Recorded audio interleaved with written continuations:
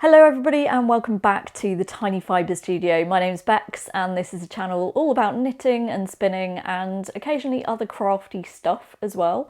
Welcome to the channel. If this is your first time, then you are very welcome to pull up a chair, grab a beverage of your choice and settle in for a project diary. If this is not your first time here, then hi, I'm still here, I'm still alive. I just didn't really have very much motivation for knitting or spinning over the summer, but as the days are getting a little bit cooler, that is starting to return. So I'm still here, I'm still making stuff, and there will be more videos on this channel soon. This video is the project diary for the Nightshift Shawl by Andrea Mowry. Quick spoiler. I made this one during lockdown. It was pretty much my only lockdown project before my knitting motivation decided to go on a little holiday for the summer. And I thought I would talk you through the process of making this shawl. This is one of a trilogy of Andrea's Shift patterns. So there are 3 in the Shift series. There's the Shift Cowl, the Shifty Sweater, and the Nightshift Shawl. All of those are really good for using up handspun yarn, especially things like fractal spins, gradient spins might also look really interesting, and it's a good opportunity to be able to kind of mix stuff together. Combo spins would be another example.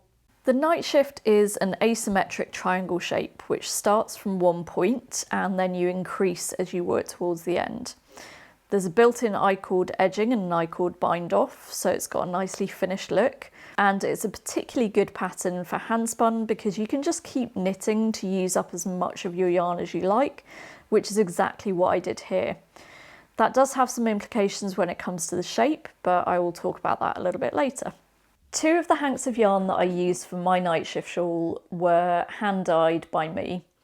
A couple of years ago, I put a big order in with World of Wool, which was great, apart from a slight labelling mishap that was entirely my fault, where I ended up with a situation where I had several hundred grams of fibre that I don't know what it is, I don't know what breed it is, and I find it very hard to tell sometimes unless it's a breed that's got a really specific property. I find it very difficult to tell when it's tops, even if it's been soaked and so the crimp's able to come back. I just find it really hard to tell what it is. So I decided to just dye it up and spin it up and get it used, just so that I could get back to having a stash that was properly labelled and all neatly organised, because that makes me happy. So in this batch I space dyed quite a few different braids of different colour combinations, and then because I don't want any dye stock left over, I just kept diluting it down and using up more of the tops.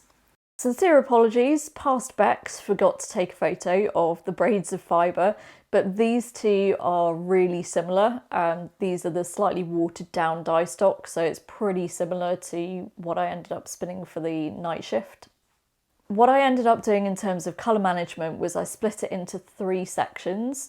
So horizontally across the top rather than splitting down it. So the colours didn't all line up, and then I spun each of those 3 sections separately and then plied them together. So throughout the yarn, it pretty much all barber poles. There are very few sections where it's just a single colour across all 3 plies. And I spun worsted, short forward draw, and 3-plied it to create these 2 yarns. This one is mostly turquoise. It's got some very light pink sections and a little bit of grey coming through as well. And then the second one has darker pinks, purples, and there's also some space that I left undyed, which leaves this really lovely creamy colour. Again, 3-ply, using the same colour management. So these were both 3-ply and roughly sport weights, and once I'd spun these first 2, I realised that I needed something with enough contrast. Yes, Safi, I love you, but can you get out of the way please? Move. Come on, move please. Thank you. Where was I? Contrast. Yeah, I needed to find something with enough contrast to work in the night shift.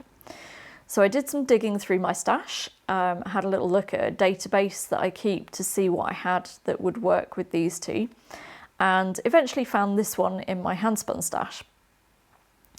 It was spun worsted from a bat that I bought from Sarah's Texture Crafts years and years ago. I don't think she's running that business anymore, I think because, if I remember rightly, she became allergic to wool, which is a bit of a nightmare. So I hope she's okay, but she is no longer running that business.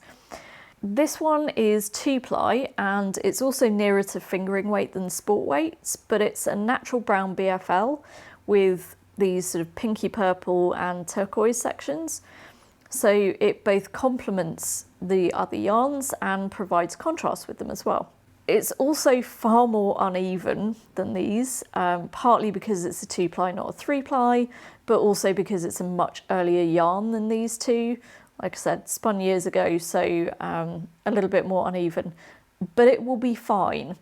If you're as hung up about that kind of thing as I was, just try knitting with your very first handspun yarn, because I can pretty much guarantee that once it's knitted up, you won't be able to see how uneven that yarn is. Just go for it, it's fine. So those are the yarns that I'm using. And I tried casting on and knitting the first section a couple of times with different needle sizes, and I ended up deciding on 4.5mm needles. That was just giving me the fabric that I preferred, and I didn't think it was going to block out too small.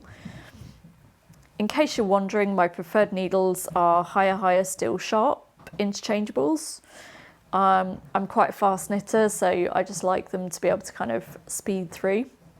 And the other tool that I'm using that I really like is my Acreworks Lazy Kate. Obviously you don't have to do this, but it's something that I like to use, especially when I'm doing colour work, because I need to be able to keep everything organised. And also because it's hand spun, I don't want to be accidentally adding or removing twist. Essentially, the Nightshift's stitch pattern alternates between rows using more slip stitches to create the larger blocks and fewer slip stitches to create the smaller ones. I will say that for such a simple repeat, I was a little bit surprised when I opened up the pattern and realised that there were 4 pages of full instructions.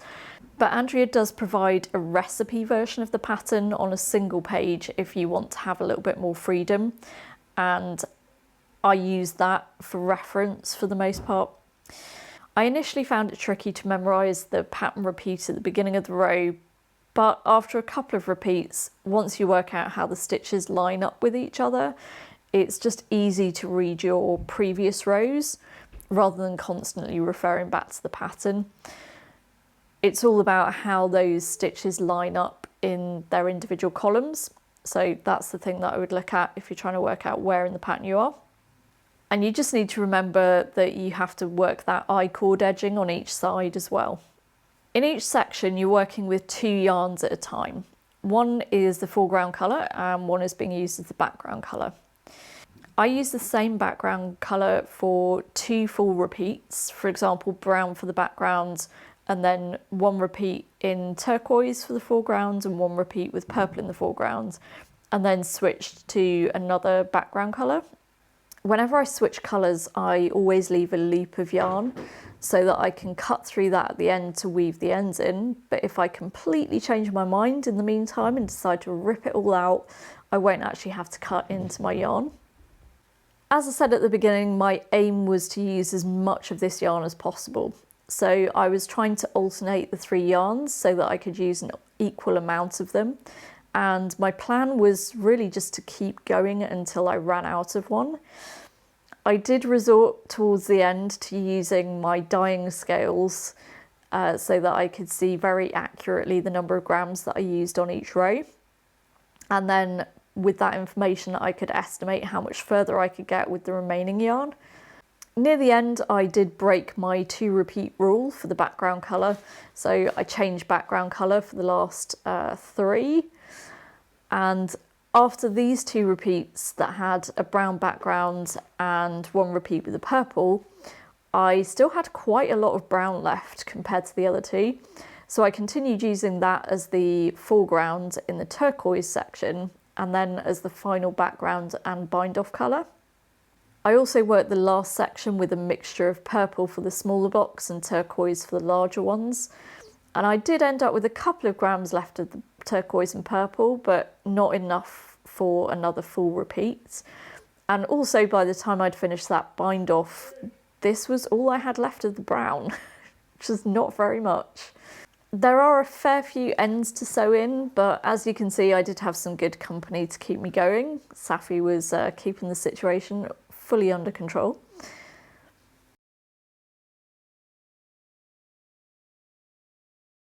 In the end, it blocked out to such a good size, I couldn't actually fit it on my blocking mats.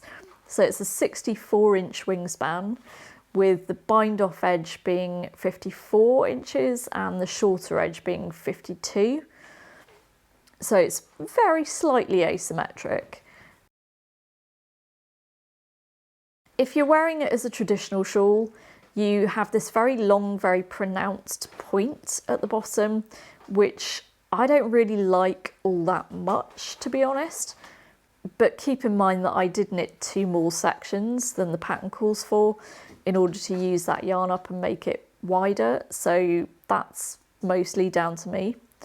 But I can definitely see myself wearing this. For example, if I wear it round the neck with the very long point at the front, I think it would be great under a coat on a very cold wintry walk, because that point will sit right at the point where your zip or buttons or whatever on your coat go. It just gives you an extra little layer there. And because of the structure of the colour work, it is extremely warm, and the same would apply to any of Andrea's Shift variant patterns. They're all going to have that extra layer of air to keep you nice and warm. I'm definitely going to give the other 2 patterns a try because they're just so good for handspun. But I think if I was considering doing this one again, I might try more of a crescent shape shawl, just using the same mosaic stitch pattern. I think crescent shapes just work a little bit better for me personally. So there we go, that is the Nightshift Shawl. I'm really happy with it. It was my biggest project during lockdown. I did do a couple of other little cowls and bits and pieces, but this was the big lockdown project. And I'm definitely going to check out the other 2 Andrea Mowry shift based patterns. So the Shift Cowl and the Shifty Sweater. The cowl especially I think will be fantastic for those little odd bits of handspun that you have lying around that might work well together but kind of need the right pattern. So I hope that this video was useful to you. If you enjoyed it, please do give it a little thumbs up and leave a comment. Let me know if you have made any of the shift patterns or if you intend to, what your experience has been, if you've made several of them, what was your favourite. I'm sure other people would be interested to know, and I'm definitely interested to find out what your experiences were as well. And don't forget to subscribe if you would like to make it easier for yourself to find additional content on this channel. All of those 3 things really help other people to discover this video, and it's really useful to me, so really appreciate any of those 3 things if you can. If you would like to be notified when I upload a new video, don't forget to just press the bell icon on the subscribe button as well. So there we go, that's it, that is the Nightshift Shawl. Hope this video was useful, and I will see you again very soon. Take care, see you soon.